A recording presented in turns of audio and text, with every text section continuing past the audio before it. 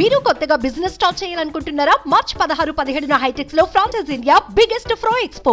5 రోజుల్లో పెళ్లి. బంధువులు ఇంటికి చేరుకున్నారు. ఇల్లంతా హడావుడి.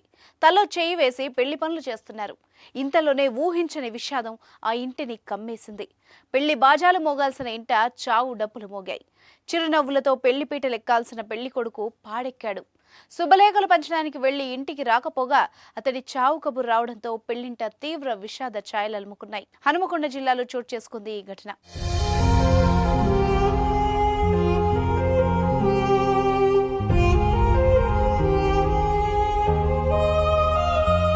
హనుమకొండ జిల్లా గోకుల్ నగర్ కు చెందిన బుకియా కృష్ణతేజకు నర్సంపేటకు చెందిన ఓ యువతితో పెళ్లి నిశ్చయమైంది. ఈ నెల 16న పెళ్లి.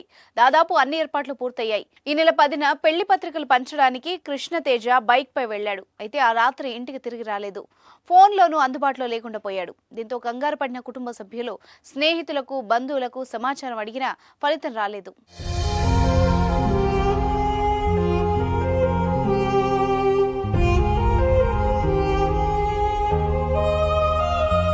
ఈ క్రమంలోనే కృష్ణతేజ కోసం వెతుకుతుండగా సోమవారం ఉదయం పులివెల్పుల దగ్గర ఎస్ఆర్ఎస్పీ కాలువ పక్కన కృష్ణతేజ బైక్ కనిపించింది. కుటుంబ సభ్యులు సోమవారం కేయూ పోలీసులకు ఫిర్యాదు చేశారు.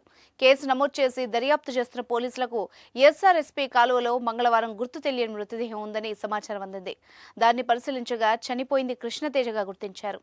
దీంతో కుటుంబ సభ్యులు శోక సంద్రంలో మునిగిపోయారు. మరో 5 రోజుల్లో పెళ్లి చేసుకోవాల్సిన కొడుకు చనిపోవడంతో ఆ తల్లిదండ్రులు రోదన మిన్నంటింది. గ్రామంలో విషాద ఛాయలు అలుముకున్నాయి. ఇక కృష్ణతేజ మరణంపై ఇంకా మిస్టరీ వీడలేదు.